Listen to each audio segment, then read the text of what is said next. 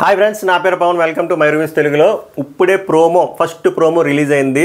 మంచి గొడవలు ఉన్నాయి, డిస్కస్ చేసుకుందాం. ఎవరు రైట్ అనిపించారు, ఎవరు రాంగ్ అనిపించారు. At the same time morning 8 o'clock నుంచి లైవ్ స్టార్ట్ అయింది. మార్నింగ్ 8 నుంచి ఇప్పటి వరకు కొన్ని ఇంపార్టెంట్ పాయింట్స్ జరిగే లైవ్ అప్డేట్స్ డిస్కస్ చేద్దాం. ఎస్పెషల్లీ మణికంఠ హౌస్ మొత్తం చుట్టూరు మణికంఠ చుట్టూరేనే నడుస్తుంది. గుడ్ ఆర్ బ్యాడ్, మణికంఠ అనే పర్సన్ లైమ్లైట్లోకి వచ్చారు. బట్ నా ఒపీనియన్ ఏంటంటే మణికంఠ ట్రాక్ తప్పుతున్నాడే అన్నట్టు నాకు అనిపించింది. ఒకటి క్లియర్గా చెప్తే ఎమోషనల్ అవ్వకుండా వినండి. Mainly Manikanta fans. మణికంఠ గారికి బ్యాక్ స్టోరీ కొంచెం రఫ్ స్టోరీ ఉండొచ్చు. ప్రజెంట్ ఆయన సిచ్యువేషన్ బాగాలేదు, okay, agreed. At the same time అందరికీ అలాంటి బ్యాడ్ ఫేజెస్ ఉంటాయి. అది క్యారీ చేయకూడదు బిగ్ బాస్కి. మన పాస్ట్ అనవసరం, మన బిగ్ బాస్కి వచ్చింది ఆడడానికి, గెలవడానికి. సో అది క్యారీ ఫార్వర్డ్ చేయకుండా గేమ్ మీద ఫోకస్ చేయాలి. బిగ్ బాస్కి ఎందుకు వచ్చాం, బిగ్ బాస్ ఏంటో అని తెలుసుకోవాలి, ఆ ప్రక్రియలు తెలుసుకోవాలి. సో నిన్న జరిగిన కాన్సెప్ట్ మీద ఆయన ఇంకా అదే డ్రాగ్ చేస్తున్నాడేమో, ఎక్కువ లాగుతున్నాడేమో అనిపించింది. ఎందుకంటే నిన్న అందరూ వచ్చారు. డే 1 ఎవరికైనా నామినేట్ చేయాలంటే కష్టం. ఆ ఏకంగా ఎలిమినేషన్ ప్రాసెస్ అన్నారు అనిల్ రావుపూడి గారు వచ్చేసి. ఆయిత్యవం గారు దరిద్రం ఏంటంటే ఆయన ఫస్ట్ ఉన్నాడు. అదే ప్లేస్లోని మణికంఠ ఉన్నా కూడా మణికంఠ కూడా ఓటు వేయాలి కదా. ఈ కాంట్ స్కిప్ దట్ ప్రాసెస్ కదా. సో కావాలని ఏం చేయలేదు కదా, ఖచ్చితంగా వేయాలి. ఏదో పేరు చెప్పాలి. పాపం ఆయన పేరు చెప్పాడు. ఆయన పేరు చెప్తూ దట్టు ఆయనతో ఏమీ వల్గర్గా మాట్లాడలేదు, యారగెంట్గా బిహేవ్ చేయలేదు, తప్పుడు మాటలు ఏం మాట్లాడలేదు, రాంగ్ వొకాబులరీ ఏం యూజ్ చేయలేదు. సో ఏమీ చేయలేనప్పుడు ఈయన ఎందుకు అంత ఫీల్ అయిపోతున్నాడు? ఆఫ్కోర్స్ చనిపోయిన ఉంటుందో వీళ్ళని చూస్ చేసుకున్నారు, ఇంటికి పంపించేటట్టు. ఇది ప్రాసెస్, జనాలు పంపిస్తారు, అది అందరికీ తెలిసిందే. ఇదంతా ఒక ప్రక్రియ, అది అర్థం చేసుకోవాలి. అది ప్రాంకా ఏంటి అనేది ఒకవేళ చేసినా జనాలు అనేది ఉంటారు కాబట్టి అది అర్థం చేసుకోకుండా జస్ట్ ఓన్లీ ఆయన పాపం ఫస్ట్ పర్సన్ ఉన్నాడు, ఆయన నామినేట్ చేశాడని చెప్పి ఆయన గురించి అలా మాట్లాడడం నాకు రాంగ్ అనిపించింది. అదే ప్రోమోలో డిస్కస్ చేస్తారు నిఖిల్, మణికంఠ. ఆయన చేసే ఓట్ చేసే విధానం కానీ ఆయన మాట్లాడే విధానం కానీ నాకు నచ్చలేదు. అంటే ఏం చేస్తారో ప్రాసెస్, అక్కడ నువ్వున్న అదే చేయాలి కదా బ్రో. ఆ చిన్న లాజిక్ ఎందుకు మిస్ అవుతున్నావు? పాపం నిఖిల్ కూడా అదే చెప్పడానికి ట్రై చేస్తాడు. యూ మస్ట్ పెద్దవాళ్ళకి రెస్పెక్ట్ ఇవ్వాలి కదండి. ఆ రెస్పెక్ట్ ఏజ్ బట్టి రాదు, నాకు ఎమోషన్ బట్టి వస్తుంది అన్నారు. Okay, agreed. నీకు ఒక్కరికి ఎమోషన్ ఉంటుంది కదా, అందరికీ ఎమోషన్ ఉంటుంది కదా. అది ఎందుకు ఆలోచించట్లేదు? అందరికీ రఫ్ పాస్ట్ ఉంటుంది బ్రో, అది తెలుసుకోవాలి. మనం బిగ్ బాస్కి వచ్చాం, బిగ్ బాస్ ఆడాలి. ఇవన్నీ డ్రాగ్ చేయకూడదు అది. బట్ ఏం జరుగుతుందంటే అది డ్రాగే అవుతుంది. సో ప్రోమోలో ఫస్ట్ కట్ చూసారు కదా, దాని గురించే మార్నింగ్ కూడా కొన్ని డిస్కషన్లు అయ్యి మాట్లాడతా. అండ్ ప్రోమోలో ఇంపార్టెంట్ పాయింట్, నాకు ఇంపార్టెంట్ కట్ ఏమనిపించిందంటే మన శేఖర్ భాష ఈజ్ బ్యాక్ అనిపించింది. నాకు తెలిసి ఇలాంటి కాంట్రవర్సీలు అవుతాయి, మంచి ఫైట్లు అవుతాయి అనిపించింది. బట్ ఈ సిచ్యువేషన్లో ప్రోమోలో యాజ్ ఆఫ్ నౌ నాకు అనిపించింది శేఖర్ భాషది నాకేమంత తప్పు అనిపించలేదు. ఏమో ఆయన, I might be wrong, live చూసాక ఆయనదేమో తప్పు ఉండొచ్చేమో, చూసి చెప్తాను. But as of no promo cut ప్రకారం నాకు ఆయన తప్పు అనిపించలేదు. ఎందుకంటే అక్కడ అందరూ గేమ్స్ ఆడుతున్నారు, ఒక 4-5 ఆడుతున్నారు. నిఖిల్ ఆడుతున్నారు, నైనిక ఆడుతుంది, ప్రేరణ ఆడుతుంది, వెనక అబ్బాయి ఆడుతున్నాడు, ఈయన ఆడుతున్నారు. టైంపాస్కి ఆరెంజెస్తో ఆడుకుంటున్నారు. Okay agreed. ఫుడ్తో ఆడకూడదు, ఆయన టైంపాస్కి ఏదో ఆడుకుంటున్నారు. సోనియా ఆక్లా గారు ఎందుకు మధ్యలో ఇంటర్ఫీర్ అయ్యారు? ఆమె కెప్టెన్ కాదు కదా. కెప్టెన్కే రెస్పాన్సిబిలిటీ ఉంటుంది కాబట్టి ఒక ఇనిషియేటివ్ తీసుకోవచ్చు, మీరు అలా ఆడొద్దు అని చెప్పి. ఫస్ట్ ఆఫ్ ఆల్ సోనియా ఆక్లా గారు కెప్టెన్ కాదు, అలాంటప్పుడు ఎందుకు ఇనిషియేటివ్ తీసుకున్నారు? రెండోది, వాళ్ళు ఆడుతున్నప్పుడు ఏదైతే ఆరెంజ్ ఆడుతున్నారో ఆ ఆరెంజ్ ఈమెకు పెట్టలే కదా, వాళ్ళు ఏదో ఆడుకుంటున్నారు కదా, ఈమెకి ఎందుకు వచ్చి మధ్యలో? సో ఈ మధ్యలో వచ్చి ఏం చెప్తారంటే, ఎవరైతే ఇప్పుడు ఆడుతున్నారో వాళ్ళు టచ్ చేయకూడదు ఆరెంజెస్ అంటే, మీరెవరు? మీరు బిగ్ బాసా కాదు కదా. పోనీ మీకు ఇచ్చిన ఆరెంజ్తో వాళ్ళు ఆడారా? లేదు కదా. వాళ్ళు ఏదో టైంపాస్కి ఆడుకున్నప్పుడు మీరెందుకు మధ్యలో ఇంటర్ఫీర్ అయ్యారు అనవసరంగా? నాకు అనవసరంగా ఇంటర్ఫీర్ అయ్యారు అన్నట్టు అనిపించింది. మీకేమనిపించింది చెప్పండి. సో అక్కడే కాన్ఫ్రంటేషన్ జరిగింది మన శేఖర్ భాషకిను ఆకులకిను, సోనియా ఆకుల గారికి. మేము టచ్ చేయకూడదు అన్నావు కదా, రాంగ్ అంటే ఎందుకు? అది నేను చెప్పింది ఏం రాంగ్ కాదు, మీరు అలా ఆడడం కరెక్ట్ కాదు. కావాలంటే మీరు అది మురుక్కాలంలో వేసుకొని, డ్రైనేజ్లో వేసుకొని, ఎందులో వేసుకొని అయినా తినండి, బట్ నాకు మాత్రం అలాంటివి పెట్టకండి, నేను తిన్నాను అన్నట్టు మాట్లాడారు. నాకు అనిపించింది ఏంటంటే, కావాలని లైమ్లైట్లోకి రావడం కోసం సోనియా ఆకుల గారు ఆ కాన్వర్సేషన్ ట్రిగ్గర్ చేశారు. ఈయన ఆల్రెడీ మంచి రెబల్ పర్సన్ కాబట్టి ఈయనతో పెట్టుకుంటే కొంచెం ఫుటేజ్ వస్తుంది అనుకున్నారు, ఏమో నాకు తెలియదు. కానీ నాకైతే అలాగే అనిపించింది. శేఖర్ భాష యాజ్ ఎక్స్పెక్టెడ్ తగ్గలేదు. ఎందుకంటే అక్కడ ఒక మాట అన్నది, ఆమె 2 మాటలు మాట్లాడింది ర్యాష్గా.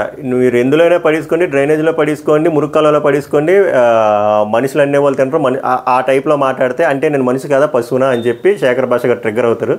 కరెక్టే కదా, మనుషులు కాదు అంటే దట్ మీన్స్ ఇంకేం పశువులేనే కదా ఇంకా. సో అక్కడ దాని మీద కాన్ఫరంటేషన్లు కొన్ని వాదనలు జరిగాయి, లైవ్లో చూసి చెప్తే అసలు ఎవరిది రైట్ ఎవరిది రాంగ్ అని చెప్పి. బట్ యాజ్ ఆఫ్ నో అయితే మాత్రం శేఖర్ భాష తప్పేం లేదు. అక్కడ గ్రూప్ ఆఫ్ పీపుల్ టైంపాస్కి ఆడుతున్నారు. ఓకే, ఫుడ్తో ఆడకూడదు, అది చెప్పే విధానంలో చెప్పాలి, అంత ర్యాష్గా చెప్పకూడదు. అండ్ దట్టు మీరు కెప్టెన్ కూడా కాదు, అండ్ మీ ఫుడ్ ఐటమ్ తీసి అలా ఆడుకోలేదు.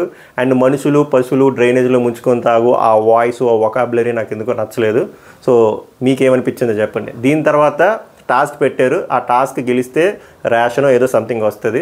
సో ఆ టాస్క్ కూడా వెరీ ఇంట్రెస్టింగ్గా ఉంది. ఒక కేజీలో ఉంది, ఆ కేజీలో చాలా రోప్స్ ఉన్నాయి, ఆ రోప్స్ మీద ఒక 4-5 పెట్టారు, బ్యాలెన్స్ చేసుకుంటూ ఉండాలి. సో లాస్ట్కి వచ్చేసరికి ఎవరైతే ఉంటారో వాళ్ళు విన్ అయినట్టు. సో ఇంకా అది స్టార్ట్ అవ్వలేదు, అయ్యాక మాట్లాడదాం. ఇది ప్రోమో గురించి నా అనాలిసిస్. బట్ దీనికంటే ముందు మార్నింగ్ కొన్ని ఇంట్రెస్టింగ్ పాయింట్స్ జరిగి అది మాట్లాడుకుందాం. మార్నింగ్ అందరికంటే ముందే పాపం 7:30కి ఆయిచవం గారు లేచి వర్కౌట్లు చేసుకున్నారు. పాపం వర్కౌట్లు అంటే అక్కడ ఫ్రీ కార్డియో చేసుకుంటున్నారు పాపం రూమ్లో, ఎందుకంటే వర్షం పడుతుంది కాబట్టి. తర్వాత మణికంఠ కూడా లేచాడు, వీళ్ళిద్దరు మాట్లాడుకున్నారు. అక్కడ బాగానే జరిగింది, ఏం లేదంతా.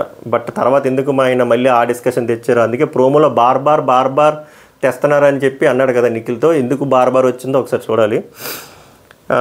తర్వాత నెక్స్ట్ ప్రేరణ గారును సోనియా ఆకుల గారు లేచారు, వాళ్ళు అలాగే బట్టల సర్దింగ్ బ్రష్ డూయింగ్ ఇవన్నీ చేశారు, ఈ సొల్లంతా వద్దు.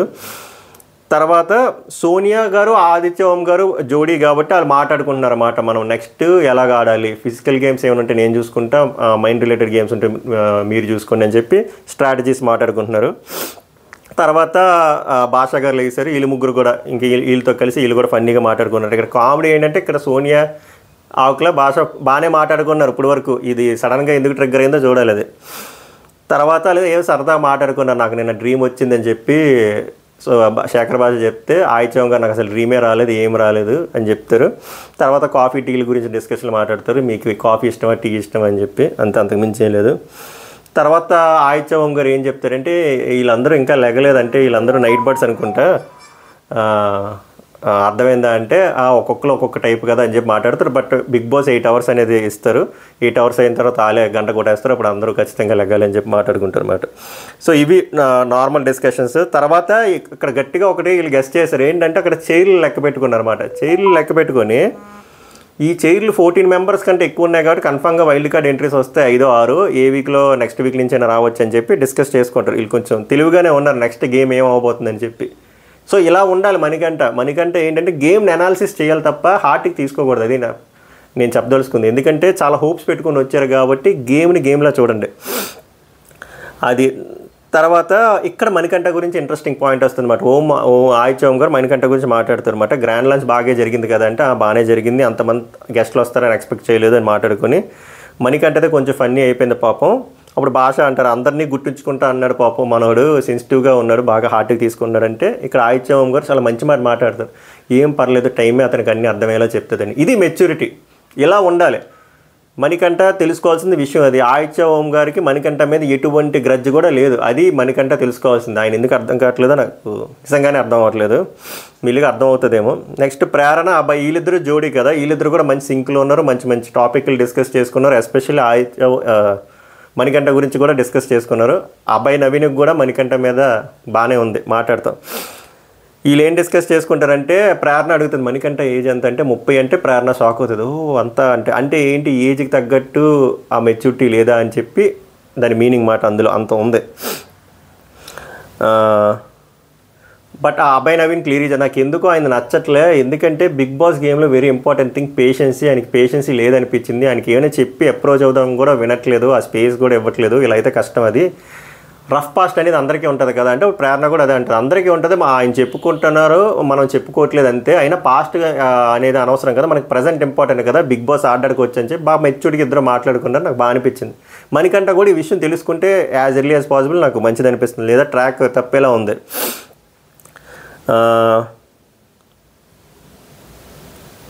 అది తర్వాత ప్రేరణ ఏదో రాశాను,